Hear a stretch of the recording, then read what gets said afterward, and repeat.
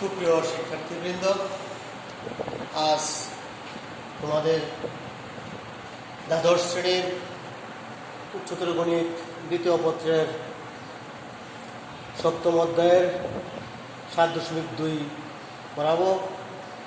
চ্যাপ্টারটার মধ্যে আছে ত্রিকোণমিতিক সমীকরণের সমাধান।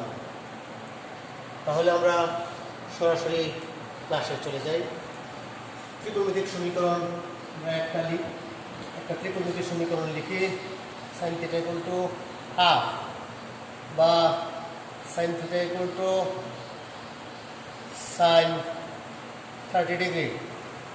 আমরা স্কুলে জেনে আসছিলাম থিটা ইকুয়াল টু 30 ডিগ্রি, কিন্তু না, এখানে আরও লেখা যায়, সমান সমান লেখা যায় sine 180 degree minus 30 degree, sine 360 degree plus 30 degree,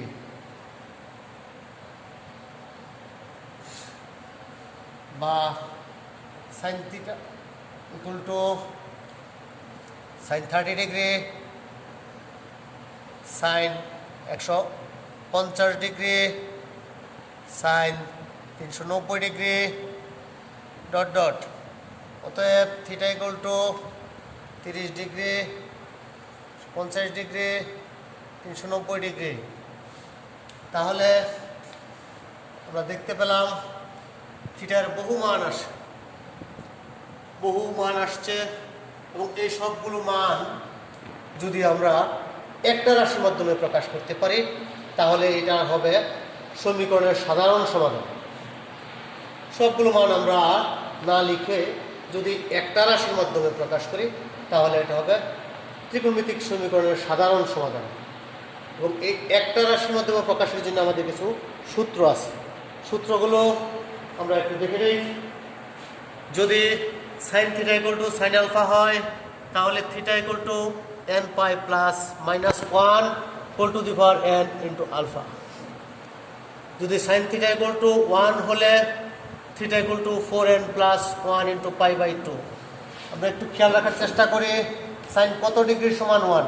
sign 90 ডিগ্রির সমান 1। তাহলে সূত্রটার মধ্যে একটা পাই বাই 2 আসবে, এতটুকু খেয়াল রাখি। n এর মান 0 অথবা যে কোনো পূর্ণ সংখ্যা। তাহলে আমরা n এর মান 0 বসিয়ে দেখি, যদি 0 বসাই তাহলে আসে পাই বাই 2, অর্থাৎ একটা কোণ এই দাগের মধ্যেই পড়ে। যদি n এর মান বসাই 1 তাহলে কি আসে 1 5 পাই বাই 2, অর্থাৎ 5 পাই বাই 2 আসে, অর্থাৎ আড়াইটা পাই। এখান থেকে একটা কোণ যদি ঘুরে গুণনের ফলে একটা পাই, দুইটা পাই, আড়াইটা পাই, অর্থাৎ সবসময়ই আমাদের কোণের শেষ অবস্থান, রেখাটার শেষ অবস্থান এই দাগের মধ্যে পড়বে। এইভাবে সূত্রটা তৈরি করা হয়েছে। যাক, আমরা খেয়াল রাখবো 1 হলে সূত্রটার মধ্যে একটা পাই বাই 2 আসবে। Sine theta equal to minus 1 হলে শুধু এখানে একটা মাইনাস দিলেই হয়, theta equal to 4n minus 1 into pi by 2। Sine theta equal to 0 হলে theta equal to n pi, n এর মান 0 অথবা যে কোনো পূর্ণ সংখ্যা। যদি n এর মান 0 বসাই তাহলে গুণন রেখার শেষ অবস্থান এই রেখার মধ্যে থাকবে। যদি n ইকুয়াল টু 1 বসাই তাহলে গুণন রেখাটা এই দাগে বসবে। সব জায়গায় সাইন 0 এবং সাইন 0 সমান 0, সাইন 180 ডিগ্রি মানও 0 আসে।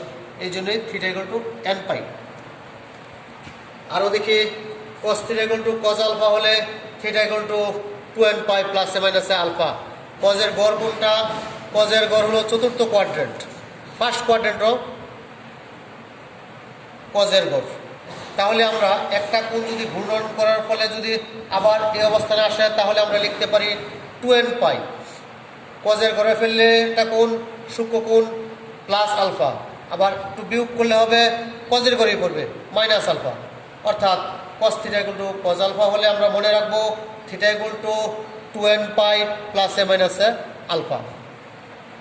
আবার কস থিটা ইকুয়াল টু 1 হলে আমরা দেখি কস কত ডিগ্রি সমান 1? কস 0 ডিগ্রি সমান 1। তাহলে একটা ঘূর্ণমান রশ্মির শেষ অবস্থান আবার এই রেখার মধ্যে ফেলতে হবে। যদি একটা রেখা ঘূর্ণন করে আবার এই অবস্থায় আসে, তাহলে আমরা লিখতে পারি 2n পাই। তাহলে theta equal to 2n pi. Cos theta equal to -1 হলে কস কত ডিগ্রি সমান -1, কস 180 ডিগ্রি সমান -1। তাহলে সূত্রটার মধ্যে একটা পাই আসবে, বাকিটা মুখস্থ করি। Theta equal to 2n plus 1 into পাই। আবার কস থিটা ইকুয়াল টু 0 হলে থিটা ইকুয়াল টু কস কত ডিগ্রি সমান 0, কস 90 ডিগ্রি সমান 0, অর্থাৎ π/2 সমান 0। তাহলে সূত্রটার মধ্যে একটা π/2 আসবে, বাকিটা মনে রাখি। Theta equal to 2n plus 1 into π/2। আরও সূত্র আছে, tan থিটা ইকুয়াল টু 0 হলে theta equal to n pi, sine theta equal to 0 মতোই। আবার tan theta equal to tan alpha হলে tan এর গড়, এই তৃতীয় কোয়াড্রেন্ট হচ্ছে tan এর গড়।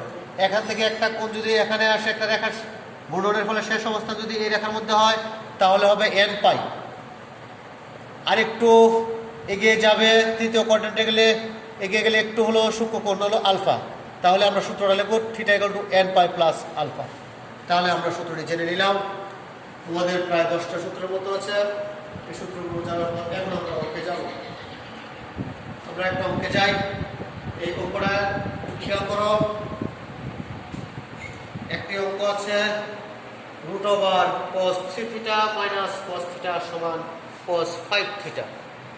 তাহলে আমরা √cos 3 থিটা সমান মাইনাস cos থিটাকে আমরা ডান পক্ষে নিয়ে গেলাম।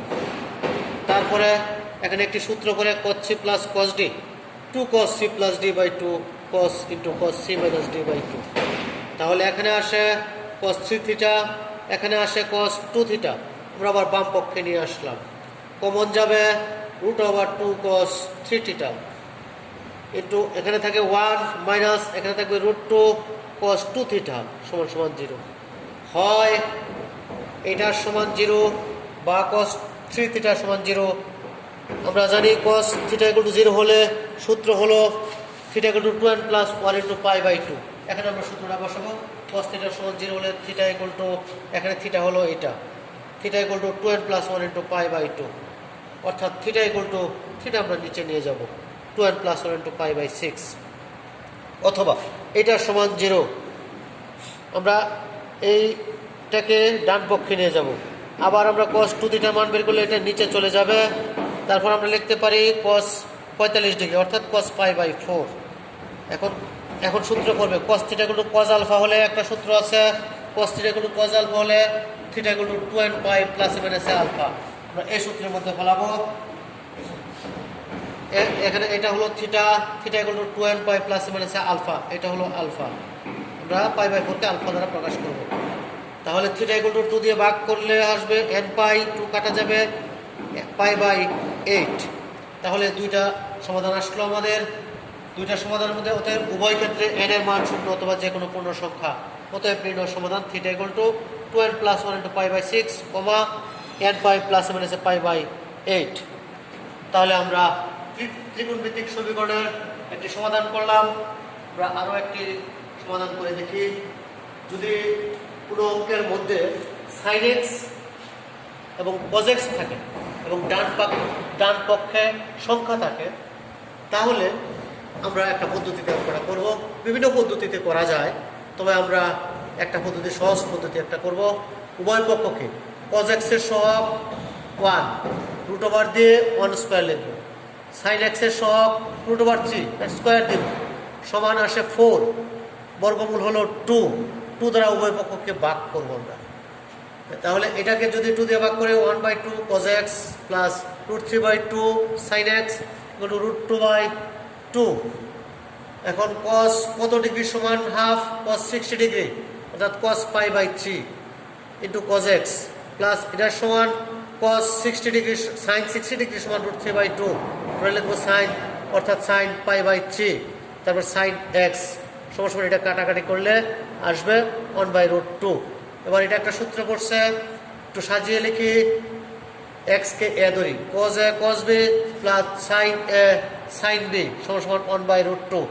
cos a cos b plus sin a sin b সূত্র হলো cos a minus b সমান, এখানে cos আসছে, এখানে cos আমরা আনবো, cos 45 ডিগ্রি সমান 1/√2 অর্থাৎ cos π/4 লিখতে পারি।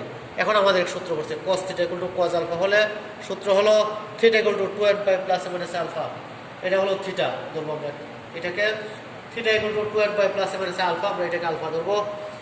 এখন x এর মান বের করার এই সমাধান, x এর মানটা বের করতে হলে আমরা এটাকে ডান পক্ষে নিয়ে যাব। এখন প্লাস দিয়ে পাই কমা মাইনাস দিয়ে পাই, এখানে প্লাস হবে। এখন লসাগু যদি করি 12 লসাগু করলাম, এখানে লসাগু 12 লসাগু করলাম। তারপরে দেখি এখানে কত আসে 7 পাই, এখানে আসে 4টা থেকে একটা চলে গেলে থাকে একটা পাই। এখানে পাই বাই 7 পাই কমন নিতে পারি, নিলাম 12টা করে নিচে নিয়ে গেলাম। এখানেও পাই কমন নিয়ে গেলাম, 12টাকে নিচে নিয়ে গেলাম। তাহলে সমাধান আসলো এত। এখানে n এর মান 0 অথবা যে কোনো পূর্ণ সংখ্যা, অতএব নির্ণয় সমাধান x ইকুয়াল টু এইটা কমা এইটা। আমরা এই বাংলা লেখাটার পরিবর্তে আমরা এতটুকু লিখলেও চলবে, n বিলংস টু জেড, যেখানে n বিলংস টু জেড, এ কথাটা লিখলেও হবে বাংলা লেখার পরিবর্তে। তাহলে এবার আমরা দুইটা অঙ্ক করলাম, এখন আমরা সীমা দেওয়া একটা অঙ্ক করবো। লাস্টে যে সীমা দেওয়া থাকে এই অঙ্কগুলো আবার একটু বড়, এই অঙ্কগুলো আমরা এখন একটা অঙ্ক করি, সীমা দেওয়া একটা অঙ্ক করি।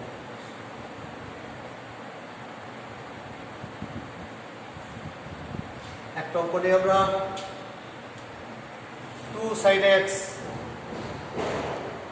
sin 3x equal to 1, যেখানে x লাইজ বিটুইন 0 থেকে 2 পাই।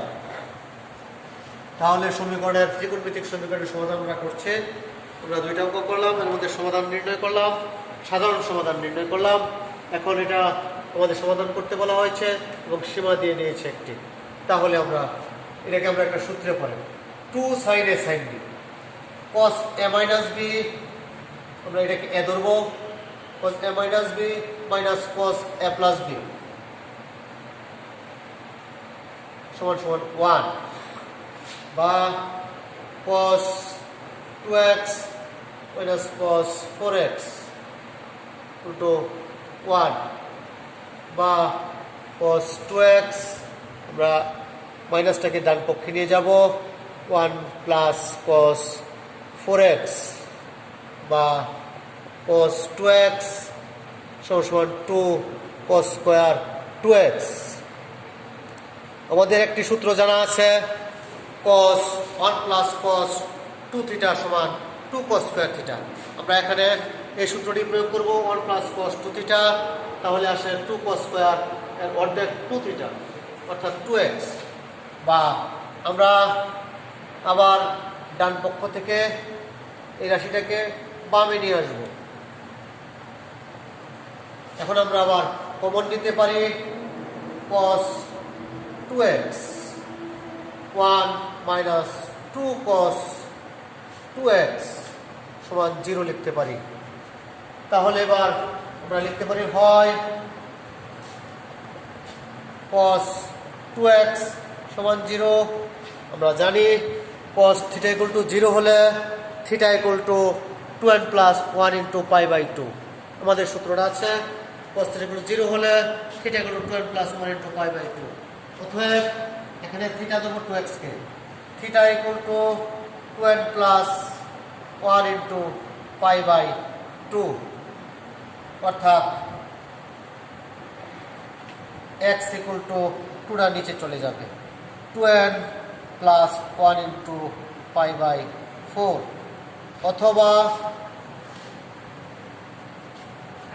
1 মাইনাস 2 cos 2x সমান সমান 0, বা 2 cos 2x ইন্টু 1, বা cos 2x সমান সমান হাফ, বা cos 2x সমান সমান cos 60 ডিগ্রি অর্থাৎ পাই বাই 3। বা এখন আমরা সূত্র আছে, সূত্র ফেলবো, cos theta equal to cos alpha হলে theta equal to 2n pi plus minus alpha, এটাকে আলফা ধরবো, অর্থাৎ x equal to n pi plus minus π/2, এখানে নিয়ে গেলে 2 কাটা যাবে, এখানে নিলে 6 হবে। আমাদের সীমা দেওয়া আছে, আমাদের এখানে সীমা দেওয়া আছে, এক্স এর মানটা নিতে হবে 0 থেকে 2π। তাহলে এবার আমরা দেখি, যখন n = 0 তখন x = এখানে যদি 0 বসাই থাকে 1, অর্থাৎ π/4। যখন n = 1 তখন x = এখানে 1 বসালে আসে 2 আর এখানে 3π/4। যখন n = 2 তখন x আসে 2 বসালে 2 দ্বিগুণে 4, 5, 5π/2। আমরা কতক্ষণ পর্যন্ত যাব? যখন দেখবো x এর মান 2π অতিক্রম করে ফেলছে, তাহলে আমরা আর নেব না। এখন কত পর্যন্ত যাব? n = দেখি, এখানে হলো 1.2π আছে, এখনো 2টা পাই হয় নাই। যখন n = 3 তখন x = 3 দ্বিগুণে 6, 1 7, 7π/4। এখনো 2π হয় না, এখানে যদি 8 হতো তাহলে 2π হতো। তাহলে আমরা আরেকটু যাব। যখন n = 4 তখন x কত আসে? 4 দ্বিগুণে 8, 9, 9π/4। এটা আমাদের যদি কাটাকাটি করি 2 পয়েন্ট সামথিং আসে, অর্থাৎ 2টা পাই থেকে বড় হয়ে যায় x এর মানটা। তাহলে আমরা আর যাব না, আমরা এই পর্যন্ত থেমে যাব। তাহলে এখানে আবার দেখি, যখন n = 0 তখন x ± π/6। এখানে 0 বসালে এটা 0 হয়ে যায়, ± π/6 থাকে। যখন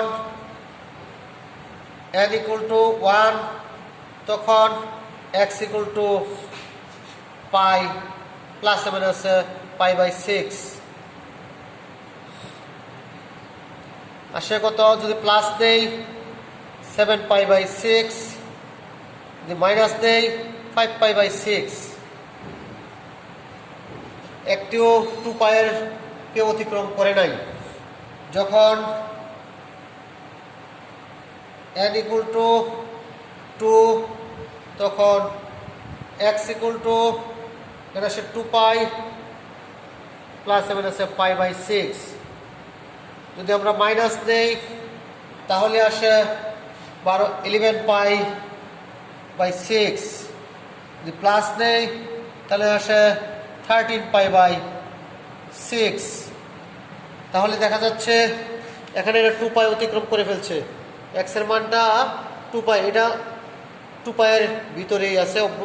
তাহলে আমরা দেখা যায় 2π এর ভিতরেই এই মানটা আছে, এই মানটা অতিক্রম করে গেছে। তাহলে আমরা আর যাব না, n = 3 তে আর যাব না। এখন তাহলে আমরা নির্দিষ্ট সীমার মধ্যে আমরা আমাদেরকে আনসার লিখতে হবে। অতএব নির্দিষ্ট সীমার মধ্যে x এর মান সমূহ, এর মধ্যে গ্রহণযোগ্য মান হচ্ছে π/4, 3π/4, 5π/4, 7π/4। এখানে আসবে প্লাসেরটা, মাইনাসের কোনো মান নিতে হবে না। আমাদের সীমানাটা হচ্ছে 0 থেকে 2π, অর্থাৎ x এর মান যদি মাইনাসে আসে তাহলে আমাদের এটা গ্রহণযোগ্য হবে না। প্লাসেরটা নিব π/6, এখানে আসে 5π/6, 7π/6, 11π/6। তাহলে আমাদের সমাধান হলো নির্দিষ্ট সীমার মধ্যে এতটুকু।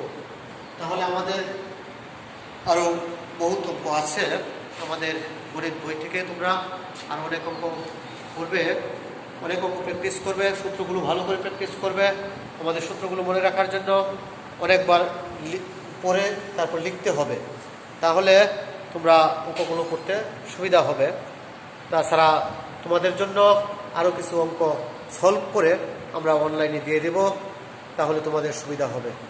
তাহলে আমরা আজকের মতো এই পর্যন্তই সমাপ্তি ঘোষণা করলাম। তোমরা ভালো থেকো, ভালোভাবে পড়াশোনা করো, বাসায় থাকো এবং সরকারের যে নির্দেশনা আছে তা মেনে চলো। আল্লাহ হাফিজ।